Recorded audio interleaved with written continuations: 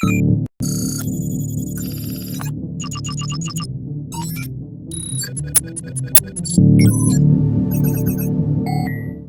folks, welcome to Watchman the King channel. My name is Dan, and this channel is designed to bring you news and events from around the globe that tie into what the Bible says is happening in these end times. I've been away for a bit, as you all know. This is why you probably should have subscribed and the notification bell on so that when I make content, you can get notified.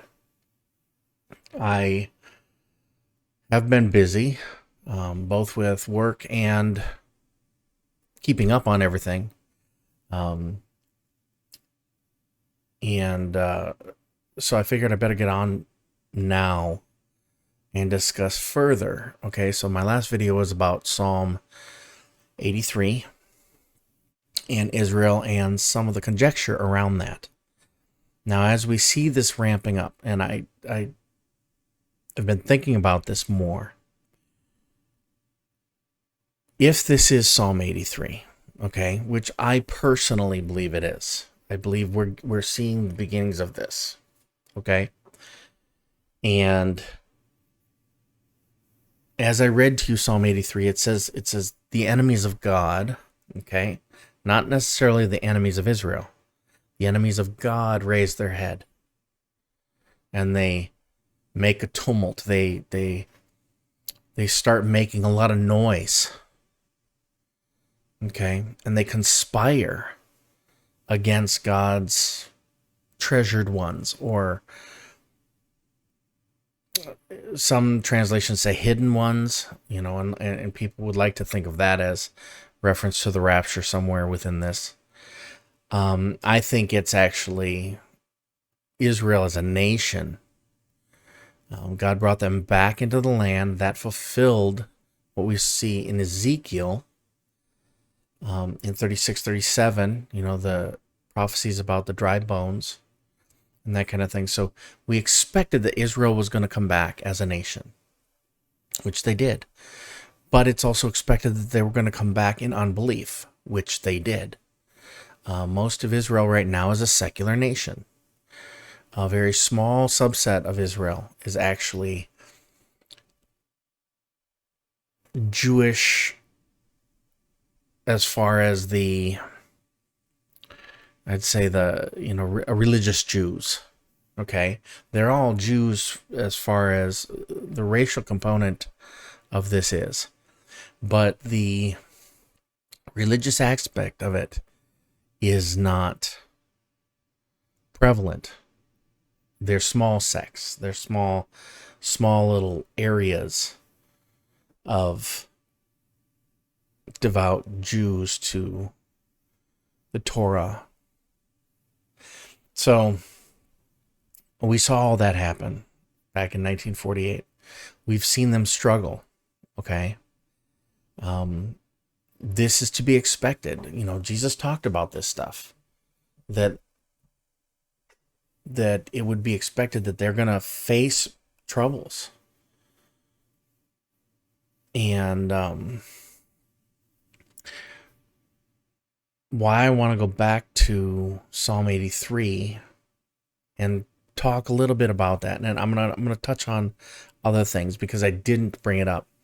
So we also have Isaiah 17, but then we also have Jeremiah 49, right around 34-35, and that's a prophecy against Elam. Okay, so let's lay some of this out for a second. What are we seeing in Israel now? We are watching them respond to what started on October 7th. Okay, the absolute atrocities that happened against the Israelis on October 7th as the beginning of this. So they've been responding in the world, as I and many others have predicted, that it was not going to take long for the world to turn against Israel even though initial phases showed the whole world standing with Israel. I saw social media, I saw mainstream media, I saw countries all over the place flying flags and saying, I stand with Israel. As soon as they started responding in Gaza, the world quickly started to change their tune. Now, why? Well, we know, and if you're keeping up, Hamas uses schools and hospitals and churches and mosques and things like that to hide underneath. Okay, they've got an extensive tunnel system. They say it dwarfs what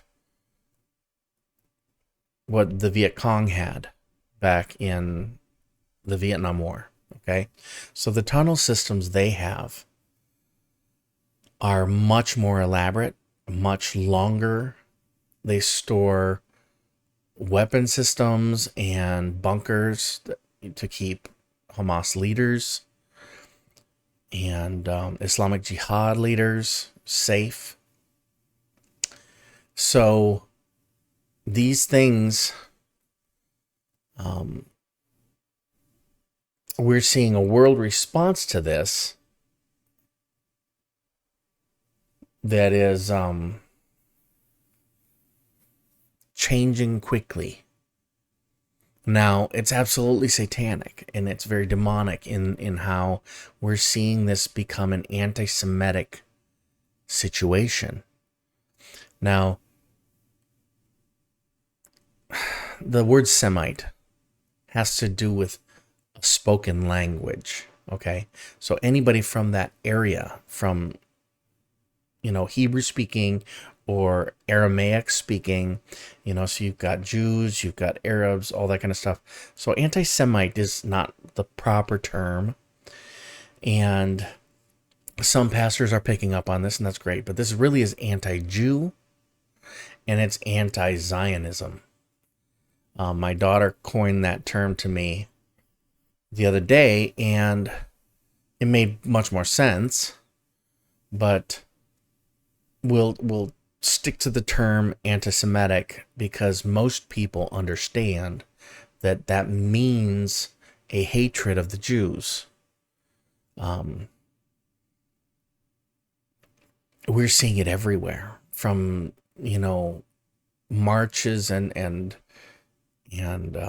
protests and things like that, all over in various United States cities, but then in Paris and in Berlin and even in the UK, we're seeing these ramp up. People are painting Star of David on businesses and homes, letting people know that it's a Jewish business or it's a Jewish home. We saw news about a Russian city where an Islamic mob rushed the airport because they had rumor that a plane full of Jewish citizens or Jewish travelers were coming in, and they went looking and started asking for passports.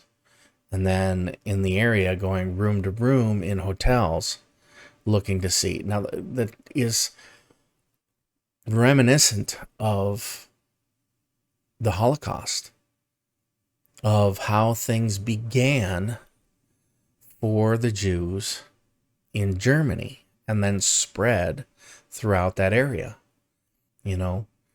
It started with painting Star of David on various buildings, and then the night of Kristallnacht, or the night of broken glass, we had them first just violent against buildings and stuff, but then they started pulling Jews from their homes.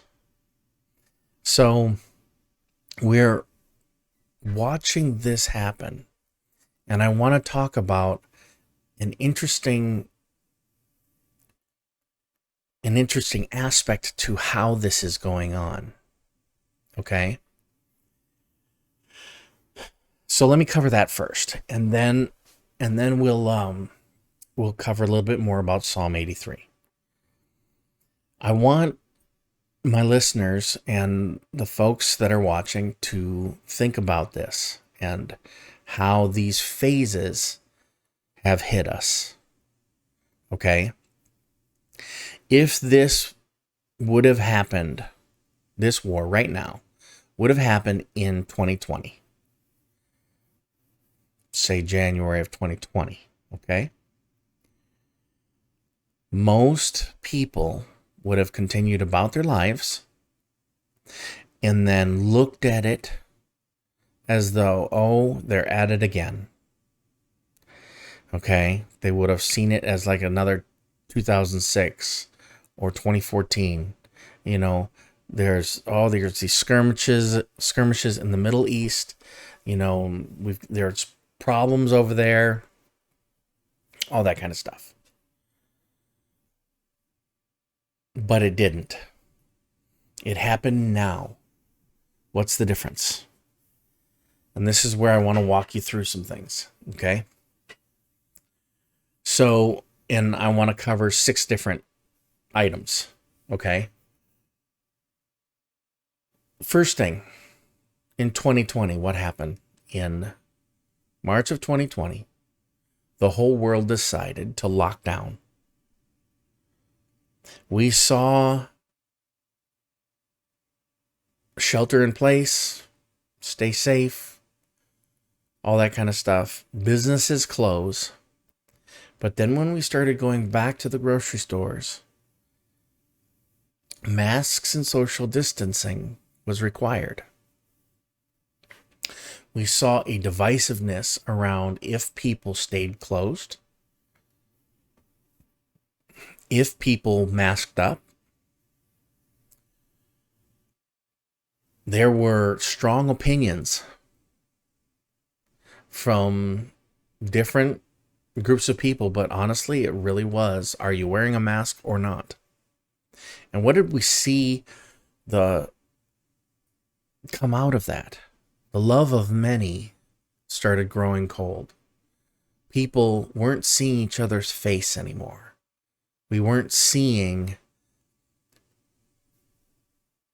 physical responses. We weren't seeing, people's reactions in facial expressions. So I thought that was an interesting. I noted that way back then, not in any of my videos, but I brought it up to my kids and my wife, and I said, this is prophetic. So we had a plague worldwide. We saw the world get divisive over masking up. What was the very next thing that happened? Some of you may have already guessed it, but George Floyd and the BLM. So that occurred, and we watched nation against nation. Okay, so in Matthew 24, it talks about nation against nation, which the term is ethnos against ethnos. Okay, we get the same thing for ethnicity. So with that, that was the second thing, again, extremely divisive. People on different sides of it, you either for it or against it, though. Same with the masking, for it or against it, okay? So I want you to see the pattern of divisiveness, right? What happened after BLM? Shortly after that, we had vaccines. Okay? And with vaccines, we had divisiveness overtaking them. Now, what is this? We're talking about the creators of them and that kind of thing. But really, the Bible talks about it as pharmakia, or sorcery. Okay? Again, very divisive. You either are or you aren't for it, something, right? But it was a dividing line. So that's number 3, right? Then we had, oh, I've explained this so many times over the past few days, and now it's blanking on me. But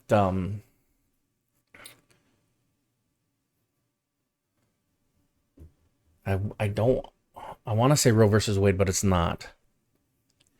It was, oh, I'm gonna have to look at what I said earlier. But and again, I'm really trying to talk about the things that happened, causing things worldwide, right? Around the world. So even though George Floyd happened here, we saw reactions over in UK and in Paris. And even though, it started in Minneapolis, Minnesota. That's not where it stayed. It went around the globe and people talked about it. So what was next, right? So then if we think about the gender issues, it got extremely prevalent, started again in the United States. And it's, everything from school boards making decisions to putting somebody on the can of Bud Light. Okay. And we considered the boycotts and we considered, as evangelical Christians or even as Bible believing Christians, I'd prefer to say that, we considered it a win as people leaned towards boycotting these businesses that propped it up, and it doesn't matter. It went around the world. We watched people fly a new flag all over the globe. And again, it was divisive. Very strongly divisive. Then, of course, this, last year we had Roe versus Wade overturned. Again, a U.S. issue. But it went global. It started where real anger. So each one of these things I'm pointing out, real anger around it, pushed people against each other. Then we saw the Ukraine-Russia situation, right? And people making a stand for what they thought was right, and then switching back, but it didn't matter. The anger and divisiveness, it really was people against people, and the dividing line became very strong in each one of these issues I've talked about. So they all became a worldwide phenomenon in dividing people against each other. Right? That's why I say, when we now come to today, we have Israel responding to an extreme terror attack, and the dividing line is palpable.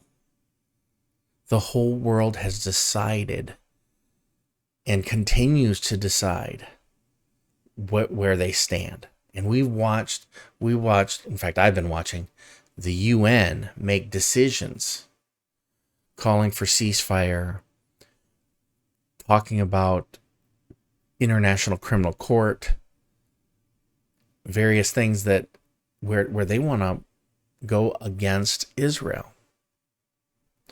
But would it have been this strong if this would have happened before all those other phases And I initially called them phases, right? But let's take that word out for a second. Let's call it birth pangs. Let's call each phase where there was division amongst people on an either for or against one particular issue that went around the globe. Each phase or birth pang led us to today. And if you really think about it, each one of those has to do with something very strongly put through in the Bible.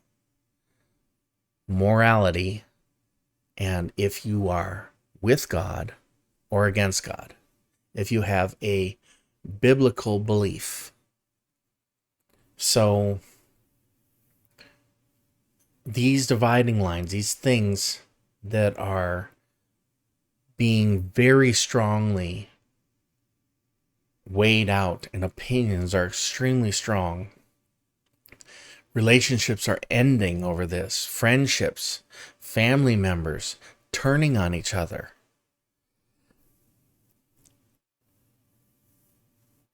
This is biblical, folks.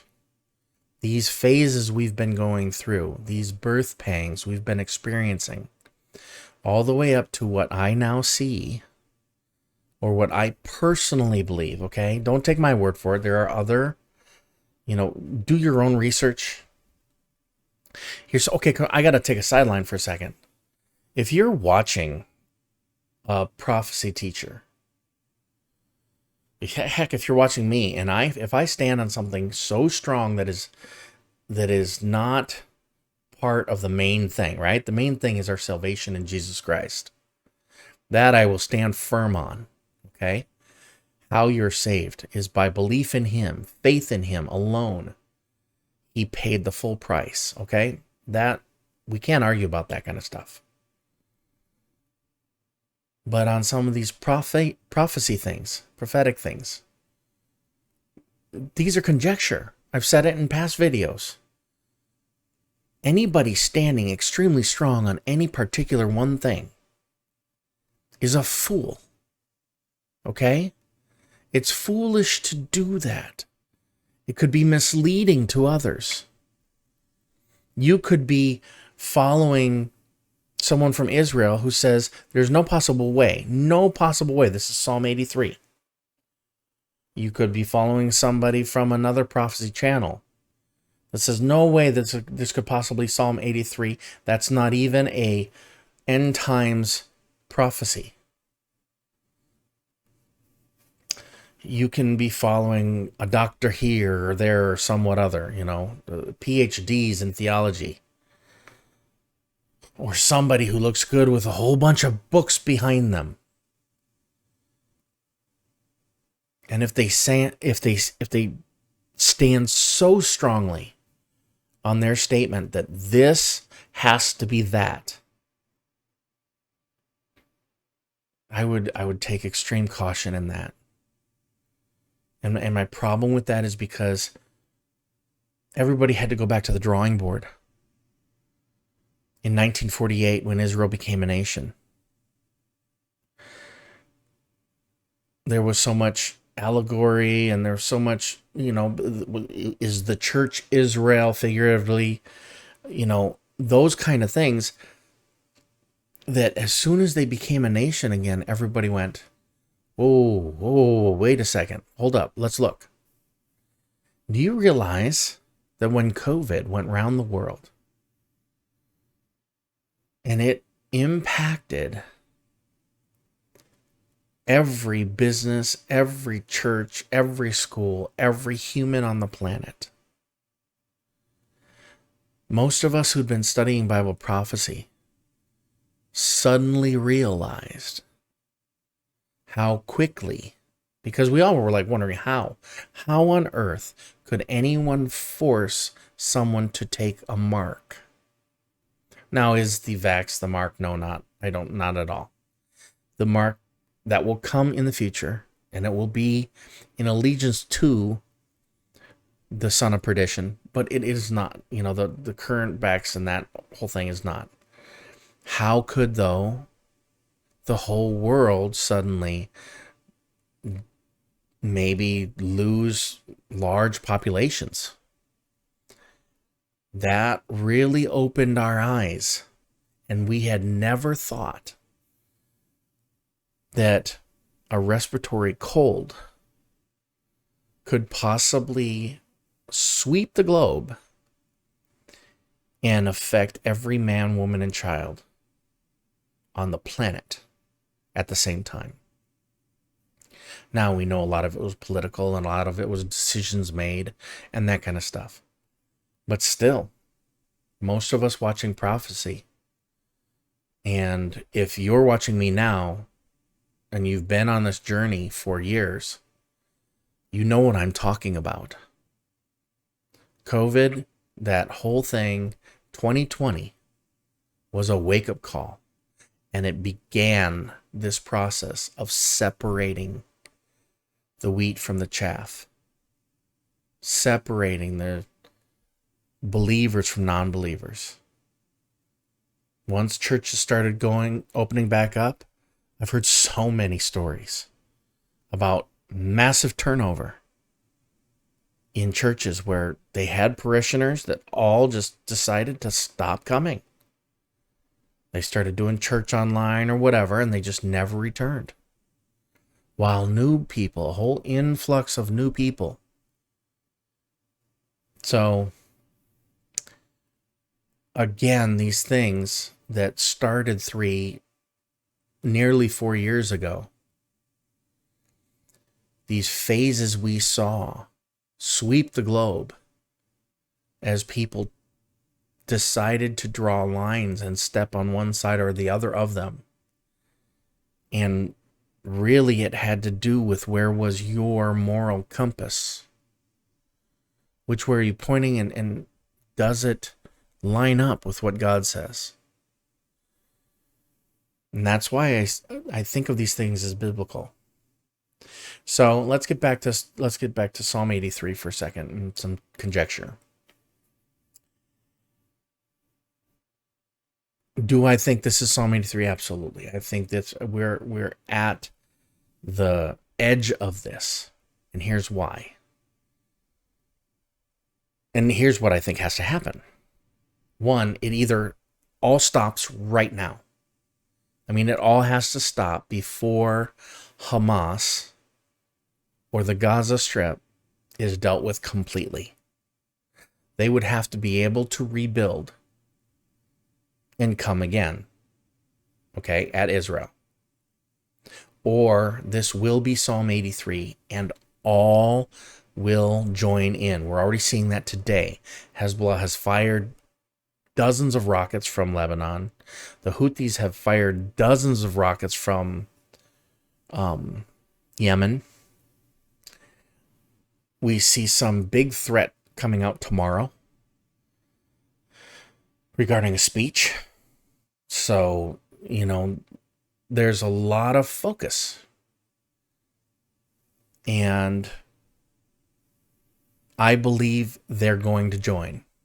I believe the inner ring of enemies are going to be dealt with. And it's probably going to be in a mass casualty situation. I believe the prophecy of Elam in Jeremiah will be taken care of here. I believe that Isaiah 17 will likely be fulfilled. But when you look at Isaiah 17, please understand Israel takes a beating. So, in fact, if I read Isaiah 17:4, it says, "And in that day the glory of Jacob will be brought low, and the fat of his flesh will grow lean. And it shall be as when the reaper gathers standing grain, and his arm harvests the ears, as when one gleans ears of grain in the valley of Rephaim. Gleanings will be left in it, as when an olive tree is beaten, 2 or 3 berries in the top of the highest bough, 4 or 5 on the branches of the fruit tree, of a fruit tree. So my glasses are acting funny, so I'm not reading it properly. But anyway, Israel is going to take a beating in all this. I believe that Damascus or Syria being destroyed, I believe that Elam being destroyed, is going to become a problem.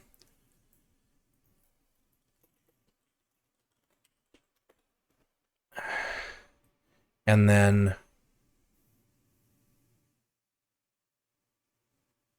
I think Israel's going to, it's going to be such an issue that I think the Antichrist is going to step in and create the peace.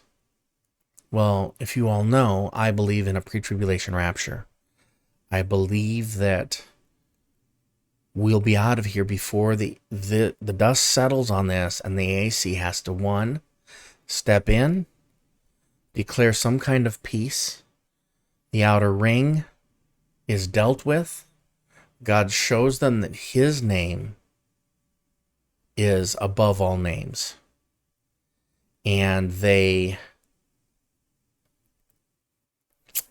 they are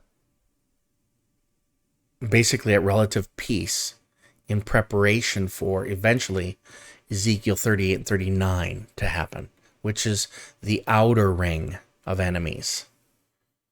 But I believe that the peace process will give them their temple, likely, because a lot of the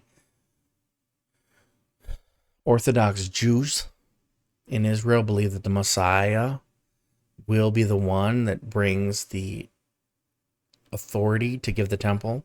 I think that's all just right at the edge, because we have the red heifers who are ready to be sacrificed outside the city gates. Or, like in Numbers, it was outside the camp, So outside is where they're slaughtered, burned, and the ashes are gathered. Then those ashes are used to clean the implements, to make sacred the implements, but also to prepare the priests. So everything else is in play. Everything else is ready. So we need to keep in mind this is all happening very, very fast. And if there's a pre-tribulation rapture, and this possibly is Psalm 83, and if this causes, as the dust settles, this causes a peace process that gives Israel that final breath where they can go, we are finally at peace, then it will make them right for Ezekiel 37, 38. Because we know, even though that the rider on the white horse comes in, which is the Antichrist, we know shortly following that, we've got the red horse, which is war. It's war all over the world. So the Antichrist may make some peace with Israel, but worldwide wars everywhere are going to break out. So anyway, I'm going to have to wrap it up. I've been at this for a while, this video. It seems kind of scattered, I understand. I've been having to deal with, you've been seeing me kind of click around and look around. And I will, I'll do another video a lot sooner than I have been. So remember, the main thing is the main thing. Jesus Christ. Bring people to him every day. Move people closer to Jesus Christ. You can't save them, but God can. And yet he does that by bringing Christ to people through you. So continue to listen to Jesus and continue to walk with him and continue to show others him through you. Time is running out. We need to be ready. You need to be ready for you. And I hope and pray that we're close, we're ready, and we're looking forward to his return. I hope you all have a great day, and I hope to see you in the air.